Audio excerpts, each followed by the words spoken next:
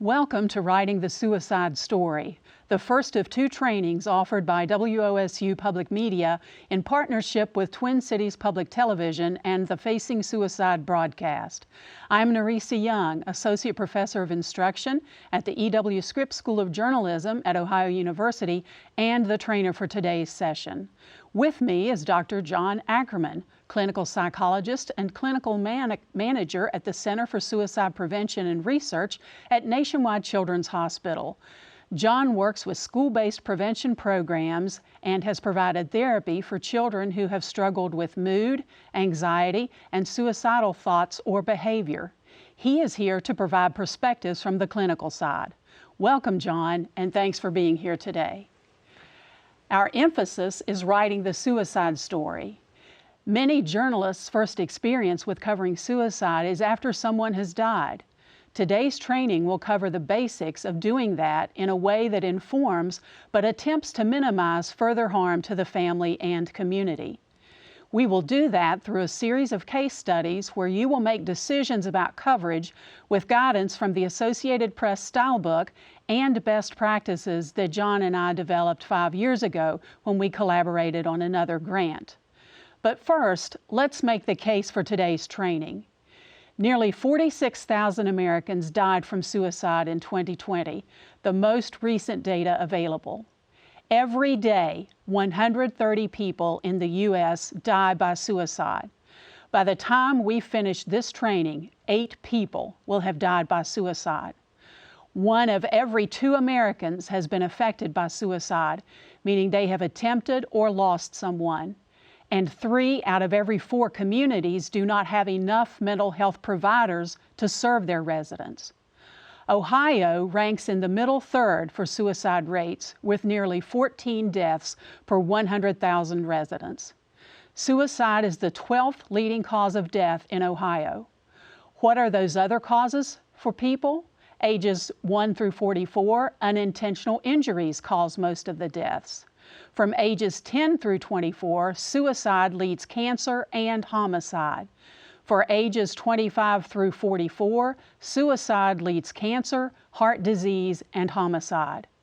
Every day, 5 Ohioans die by suicide. Think about all the news coverage you see about cancer, heart disease, homicide, motor vehicle deaths, natural disasters, and terrorism. Think about how little news coverage you see about suicide, the #1 public health issue that can be prevented. Now that you know the statistics, you also know that at least half of you have been touched by suicide. If at any point during today's training you need to step aside, please feel free to do so. This is a judgment-free zone. If you are able to rejoin us, please do. If not, these sessions are being recorded and will be available as fully online webinars later. We'll share those details when they are. Let's get to work. The easiest and most basic practice when reporting about suicide is to include a resource tag, usually at the end of the story. People who are having suicide ideation or whose lives are affected by suicide will seek out information about the topic, including news reports. A resource tag directs them to places where they can receive support. It's your turn. Open the online portal and complete the activity. The link will be shared in the chat. We'll be back in 3 minutes.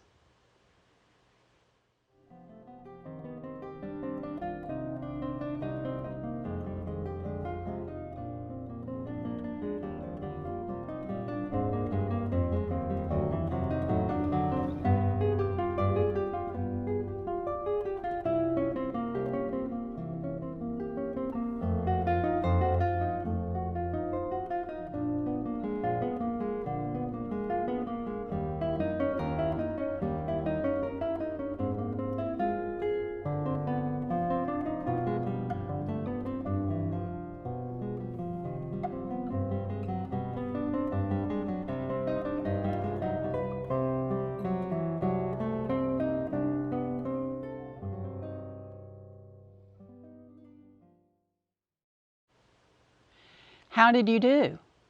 Use links in your copy where you can to direct people to resources, and broadcasters can put the details on the chyron. Now we want you to look at a full story. Half of you are assigned one case study, and the other half are assigned the other. You will be in teams of 4 for discussion in breakout rooms. Each team needs to elect a spokesperson, a note taker to compile your decisions and discussion, and a timekeeper to make sure you complete the activity to rejoin us in the studio. The link will be in the chat. We'll be back in 10 minutes for you to share your discussion.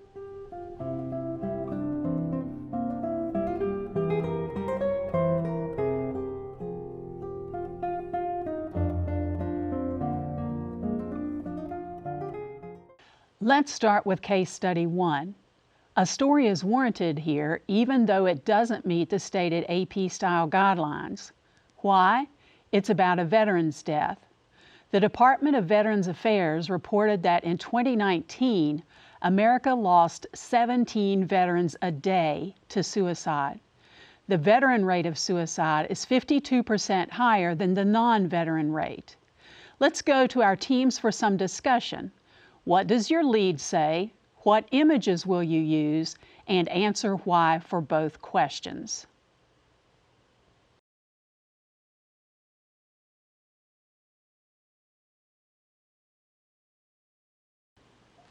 Well, and I wouldn't report this necessarily as the lead. It would be part of a larger story, but it depends on if I even had images, because these are not the sorts, of images, unless you're going out and talking to the family and getting images of the family. But even then, I'm not comfortable doing this story with only one case to talk about, one anecdote. I see this as an anecdote in a larger story. So you'll be looking at an issue story, not treating it as a spot news story, correct? Correct, absolutely. All right, thank you very much, Jean. Do we have another group on case study 1 about the death of the veteran? We had talked about how as a group that we would not in fact cover this story, given by guidance number 1 that generally AP does not cover suicides or suicide attempts. This person is not a well-known figure. The circumstances we didn't think are particularly unusual or publicly disruptive. It's not even 100% certain that this is a suicide. We understand that that's what the police say, that they just suspect it. They have not confirmed it. There's no evidence to suggest. So that is sort of where we had landed, kind of in line with what Jean had said, which is that we wouldn't cover the story individually, but perhaps if you could get confirmation that it was in fact a suicide, it could perhaps be part of a broader trend piece. Excellent. You had excellent discussion and you brought out excellent points. So I think anytime we're trying to make an ethical decision, the reasons behind making the choices that we make need to be discussed and vetted. So yes, it could be an issue story with this as an anecdote in the broader story, or I think a no-go is also appropriate here to not have a story. Thank you so much. Let's hear from case study 2 teams, and we're going to go start first with Kelly. Again, it appears the story is necessary here too because the circumstances do follow the AP Style Book guidance. It occurred in a public place and involves a public official. So Kelly, let's go first with you on what your lead says, what images you will use, and your rationale. All right, well, we had writer's blocks. I don't have a lead, but we did discuss kind of what we would include or not include. So we said, using the B-roll of the courthouse exterior, nothing about the body getting rolled in and out. We could produce the story. We didn't want to cover the weapon. I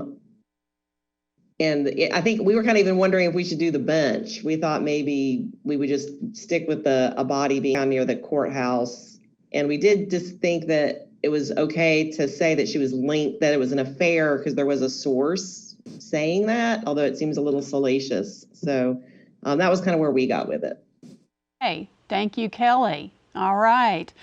Okay. Anyone else from case study 2?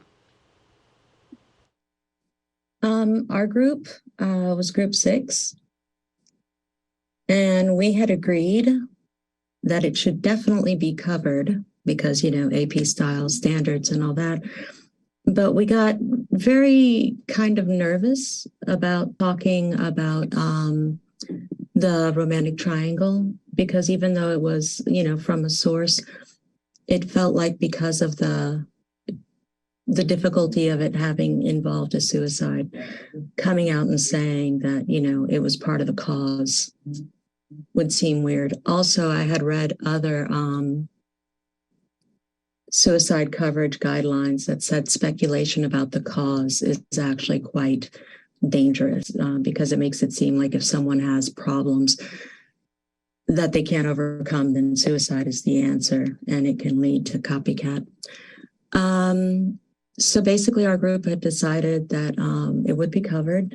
The publicness of it merited that it would be labeled a suicide, but it would not be talking about what weapon was used or anything much more specific than that. Okay, thank you so much. Let me bring John in here because often suicides will be reported as single issues, being prompted by a single issue. And in this particular case study, there was a mention of a rumor of an affair that was going on, and then there was a romantic breakup. John, what are your thoughts about the whole idea of one single triggering event in terms of reporting? I really agree with what was stated by the participant in terms of not simplifying suicide into one specific cause. We know that the reasons behind suicide are often complex. They often involve a combination of mental health factors and other environmental factors. So simplifying it and assuming that you're linking one event that might be correlated or preceding the death as the cause, it actually does simplify the reasons and makes it seem like it's unavoidable or inevitable. And that's one of the things that we try to make sure is not provided to the listeners or readers, that it's something that just with enough stress, suicide will happen. We actually want to build that bridge between the struggle and hope and connection and the resources that exist to support someone who's at risk for suicide. Thank you. Let's hear from another group for case study 2, please. I disagree. I don't think you necessarily have to cover this. And I think that it's because of the time of day that it happened. I think that, yes, it's at a very public place, but the police arrived at 3 a.m. And it's entirely possible that the coroner has already come and gone before people start arriving in this very public place. Now, that all changes, of course, if you're the early morning newscast and you've sent a reporter out there to talk live about this, in which case, I think you just keep it as short and brief as you can. If I were to do it for print, it would be a brief and no more. Thank you so much. All right, so we appreciate folks from case studies 1 and 2 sharing their thoughts with us. The next 2 case studies are true and were published after the suicide deaths of 2 high-profile people. Using what you have already learned, review the AP Style Book guidance and make notes about red flags you see in the coverage. What should be omitted? What should be rephrased? What should be added? Return to your breakout room with your team and put your note taker and timekeeper back to work.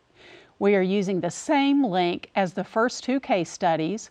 We'll be back in 10 minutes.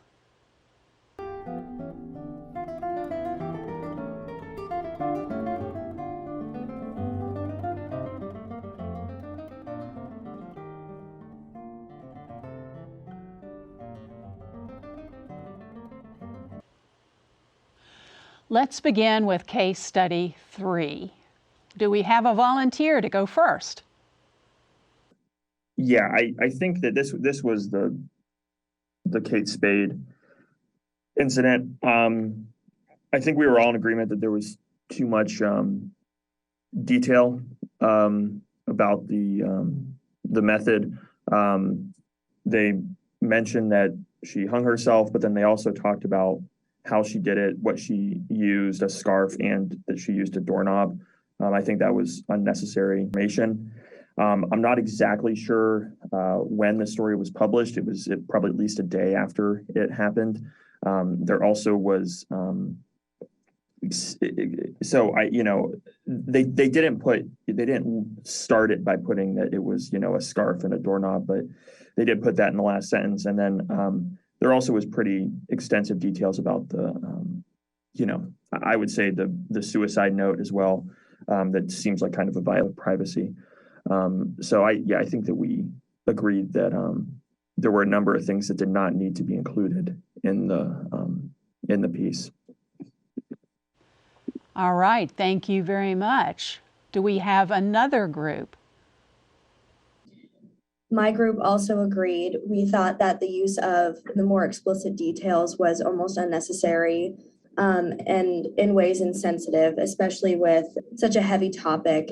Certain readers might see that, and I feel like that just leads to unnecessary coverage and even just sensitivity that could be wavered. We said that we would prefer to include further details about Kate Spade herself and her industry and success rather than the more gratuitous details regarding the death itself. So I concur. Thank you. Excellent point about presenting information about the person and not just focusing exclusively on the act.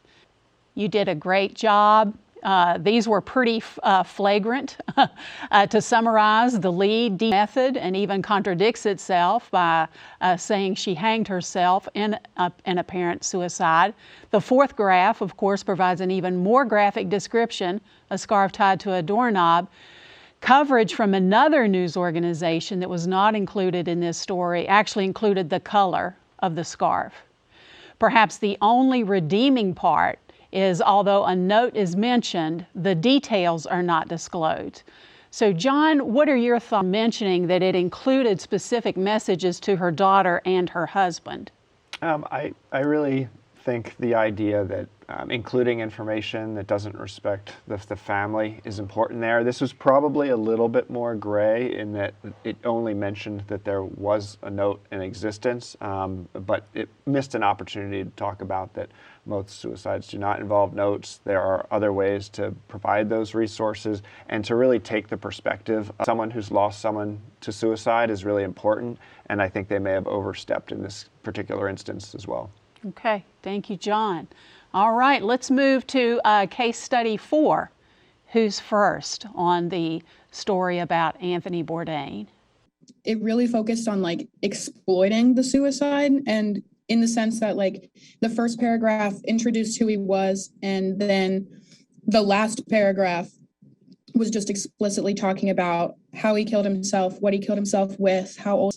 And so we decided that the third paragraph needed to be, if not gotten rid of completely, it needed to be completely rephrased. And if anything, we said that it needed to be flipped, how the story needed to start off with, he unfortunately did in his life. We also said take away the word apparent suicide, because we thought it kind of contradicted itself, and that by putting the word apparent in, it leave some kind of gray area for misinterpretation or for people to be oh, that might not have been a suicide. And so we said that needed to be taken away, and that it needed to reframe more so on why his suicide was important and the impact of it, and talk about how he was an amazing chef and a chef for Obama, instead of just using that information to get a story and to exploit it and give these pieces of information that aren't really behind why they wrote it in the first place, if that makes sense.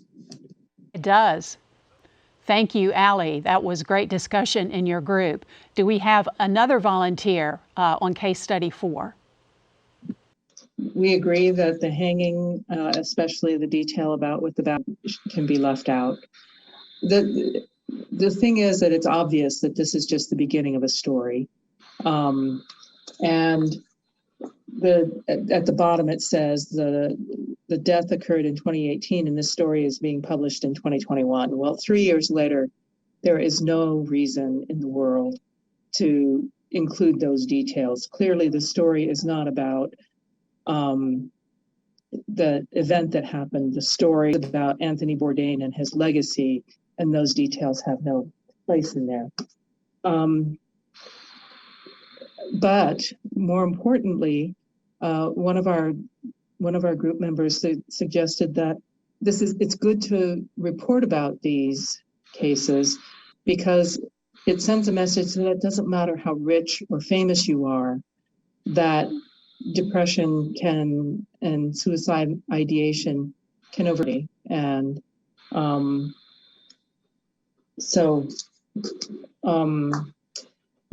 there is worthwhile stuff to come out of reporting these deaths. But in a story 3 years later, there's no reason to focus on the manner of death. The story about how his friend found him after he missed 2 meals is engaging. That's worth being in there, but I'm waiting for the nut graph that says why they're doing the story 3 years later. The other thing that this needs is a bug that gives the 988 number, although in 2021, 988 did not exist, but some kind of suicide help number. We also had some disagreement with AP style that says when the police and family members announce the manner of death, it's okay to use it because the person pointed out that sometimes family members blurt this stuff out when they're still in shock over the death and perhaps don't realize what they're doing. So this is a case where maybe family members need to be protected from themselves. Thank you, Jean. Kudos to your group for a thorough discussion of many of the elements that were troublesome in that story. It was included. Do we have anyone else from case study 4 who wants to comment here? I would add one thing from our group. We were group 6.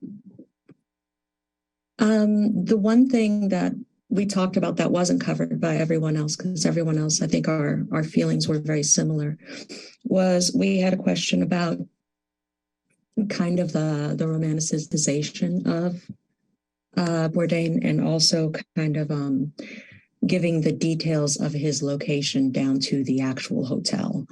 It seems like that might encourage like pilgrimages or something a little disturbing, but also that the romanticizing of his image could make people feel a little bit hopeless, that if someone that, accomplished was still suicidal, what for other people. Thank you. Excellent points as well. Is there anyone else?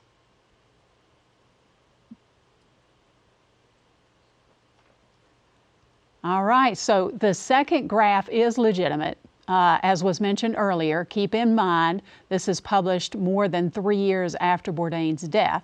So that's why the lead is what it is. But the third graph of a graphic description of method. Why do we not want to include method and in some cases locations? Because suicide contagion is real. Providing details or locations for ending one's life is giving a how-to manual to an at-risk person. So John, if you'll talk a little bit about this, statistics on suicide contagion and the romanticization that was mentioned earlier, please share a little bit with us from the clinical perspective. Sure. So suicide contagion, or some folks refer to it as copycat suicide, really involves when someone who may be vulnerable to suicide is reading a story, watching a story, consuming information that gives details that maybe make that suicide more identifiable to that person. It makes it, as a function to end one's life, more attractive. I know it sounds odd when you talk about suicide as being more attractive, but a lot of people who are struggling with suicide have some natural barriers in place. They often are struggling with deep emotional pain, but they still typically want to live. However, once you start providing details, a blueprint, have someone there who is modeling for them what to do in perhaps a similar circumstance, that breaks down those barriers and makes it easier for someone to see ending one's life as possible, serving a function that's good for them. They may feel like a burden and want to escape. They may feel like ending their life is actually helpful for others. So once you add things like method, once you add things like those details that are sensationalizing, you make it more likely that a person will engage in suicidal behavior. And the last piece will be, making it more accessible. We know if a person's hopeless, is struggling, and then they start to learn about ways to end their life are more plausible, that is a recipe for contagion to happen. Now, contagion only happens in about 5% of individuals, really 2 to 5% of individuals who die by suicide, so it's not incredibly common, and we're really poor at predicting which individuals will die by suicide who are exposed to this material. But that doesn't mean it's not real. Just like if you have a large group of smokers, some individuals will get cancer and some will not. So just because we're bad at predicting who will die by suicide, it doesn't mean it's not the right to minimize our public harm that we might be doing. Thank you. The graphic descriptions about the late comedian Robin Williams' death by suicide caused actually a 10% spike in that age group. So suicide contagion is real.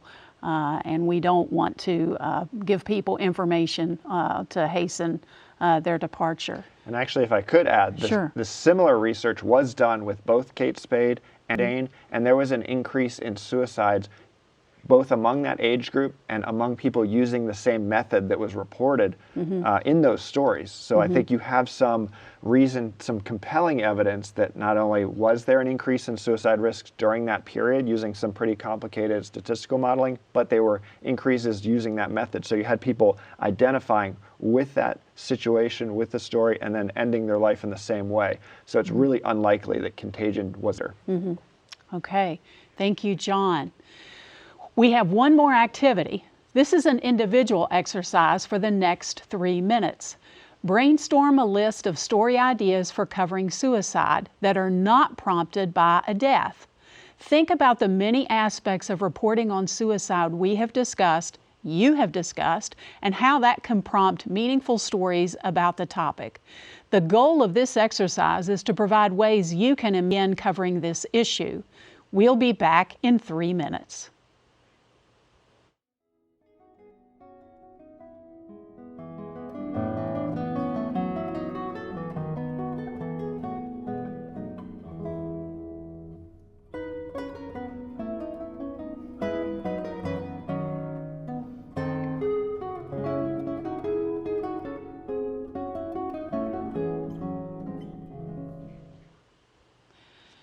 We have Allie Stevens standing by, ready to share some story ideas. Go ahead, Allie. I said one could be mental health within the military. I know that it is a really big, even homelessness involving veterans could be another aspect of that. That doesn't necessarily have to have the lead be someone into their life. And then another one was internet exposure and consequences of that for young children and young adults. A lot of the negatives associated with social media is cyberbullying and stalking and things like that. And so with the introduction of the internet, a lot of younger children are exposed to that. And with the rise of cyberbullying, I know suicide, I don't know the statistics behind it, obviously, but I know for a fact that suicides have risen accordingly with that. So I figured that was another story that wouldn't have to be child into their life. It could just talk about, it could introduce what is causing that, if that makes sense. Thank you, Allie. John, while we're waiting for our next volunteer, Allie mentioned the exposure of the internet and social media on young children. Young children, that's the group you work primarily with. What would you like to see in terms of news coverage about social media and influences on children? Yeah, that's a great question. I would love there to be sort of a nuanced unpacking of the types of influences that can be challenging for kids. So that media, and actually the amount of media and the type of media, make a difference in young kids' mental health. Again, we want to avoid the idea of simplifying just one tool or exposure equals increase in suicides, because there are many factors, and suicide rates have been going up for a decade and a half, and young people seem to be affected more than other groups. So we need to start introducing prevention ideas early, and start having families and communities and schools empowered to talk about mental health and suicide prevention before it becomes a crisis point. So that's a lot of the opportunities, I think, that exist in this space, that we can have these discussions without focusing on the why someone died, but what we can do about it to prevent suicides among young people. Okay, thank you. Do we have another volunteer with story ideas? I was just thinking that everyone loves a comeback story, and what I'm is just that we could shed light on those who have dealt with suicidal tendencies, thoughts, and struggles, and who have overcome that. And you know, I was in high school, and a neighboring school of mine dealt with a lot of back-to-back suicides in one school year. And it kind of provided, you know, with the tragedy that came about that school year, a lot of community was built. Stories were who were affected, people who were brought together through like that tragedy itself. I think that shedding light on those who have overcome or who have joined together through tragedy would be much more refreshing and just lighter hearted than covering just the suicides themselves. That is an excellent idea. We often do not see stories of recovery and resilience, and those are the stories that mean the most are struggling with suicide, and also to the communities that are affected. So I want to commend the news organizations in that community for taking lead and building that community, because that helps to build resilience capacity. John, your thoughts? Yeah, I just want to add, I mean, we've talked about some of the statistics about how reporting can be problematic, but there's actually a really great emerging literature that shows if you of those who have struggled and learned to cope and overcome and what they call master a crisis, there's actually some really good data suggesting that can save lives. So they call that the Papageno effect, and I won't get into that detail and that history, but there is really good evidence to show when you do really responsible and effective story reporting telling about recovery, that can really save lives, and it can show other people that despite being in a crisis, there's help and hope, and actually 9 out of 10 people who would not go on to die by suicide. So there's lots of really reason that's not false hopefulness. It's really good evidence to know there's help out there, there's resources, there's others who have gone through tremendous struggle and come out the other side in a really healthy place. Thank you. And this gets at the issue that suicide is a public health issue. We see a lot of resources shared from about other diseases, support groups and that type of thing, but we're not seeing a type of coverage about suicide as a public health issue. And so the recovery and resilience does bring that element to the fore. All right, thank you so much. Another story idea. I had an idea, like thinking about with Anthony Bourdain and Ernest Hemingway, Hunter S. Thompson, and kind of, you know, there's such a romanticizing of these figures. And I think they kind of romanticize themselves a bit. And we sort of talk about toxic white male culture, but I feel like these personas they developed, these men kind of collapsed under the pressure of this persona that I felt like they couldn't keep up. And sort of kind of talking about how toxic white male culture is also toxic to white men sometimes. Because I think they just kind of, I don't know, like it's just, but there's still so much romanticizing about these figures, like still Hunter S. Thompson in my magazine feature writing class and Anthony Bourdain. Maybe I don't have a more than just kind of an unpacking of that idea, sort of maybe trying to deconstruct it and let men feel more and risk being vulnerable. Because I think actually these men were very sensitive souls inside. That's an excellent point, is that our treatment of celebrities is very one-dimensional and has gotten even more so, I think, with the internet and social media. John, you want to share? You have a couple of reactions to that because there is an idea the broken geniuses or the people need to suffer to be able to create great art. And that in itself is a theme that can be really unhelpful and drive people to things like substance use or drive things to engaging in harmful behaviors, when I think that actually when we talk about who to identify with, when you report a story about a celebrity suicide in a way that's not consistent with guidelines, the chances of contagion happening is much higher than someone who's less identified. Always run a report effectively, but this is one thing that we care about. And part of that is because you're setting this narrative, and this narrative that this is someone I'm emulating and they struggled and that's why they created it, instead of they created great things and also struggled, and there hopefully was help for them, or there were opportunities for them to get support. So you're starting to see a little shift in that narrative, but I do think it's really problematic when you frame it that way. And then the other piece is that males in the United States have limited social support networks. They do kind of tend to suffer alone. They grin and bear it. All of these themes actually add to suicide risk. They don't take away from it, and they don't make a person better or more effective or better at what they do. And that's kind of a narrative that gets pushed out with. So I love the idea of trying to shift that narrative a little bit, and you're starting to see it a bit more, and maybe more would be helpful in getting more people to say, I'm struggling, I'm not okay. I need actually starting to see more celebrities do that, and I think it's actually quite healthy. And we need Pete, our celebrities are treated as commodities, not as human beings. Absolutely. And some of the things that we've seen, especially with our celebrity athletes, stepping away from the Olympics or taking other actions to protect their mental health, is elevating the discussion, which is helpful. All right, thank you so much. Story ideas. One that I'm thinking about is, since we're based in Ohio, which we have a lot of rural communities, is we do not have enough mental health care providers.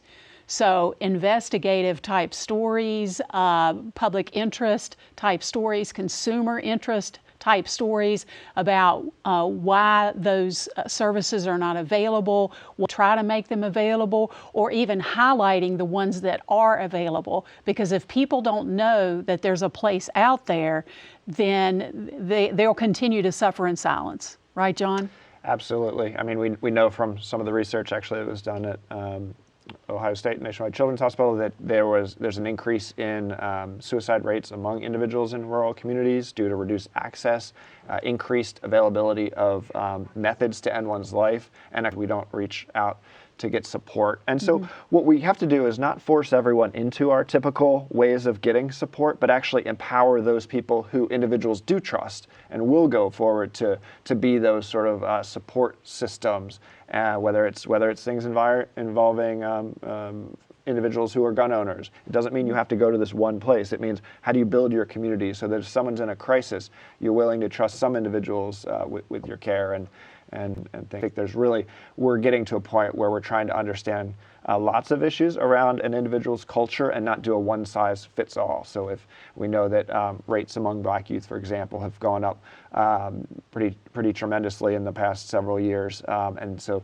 there are areas of supporting individuals or individuals who identify as LGBTQ. So there's opportunities to do something that's more nuanced, and stories that say what is a risk and what can help. There's lots of areas like that, including rural health. Okay. Thank you, John.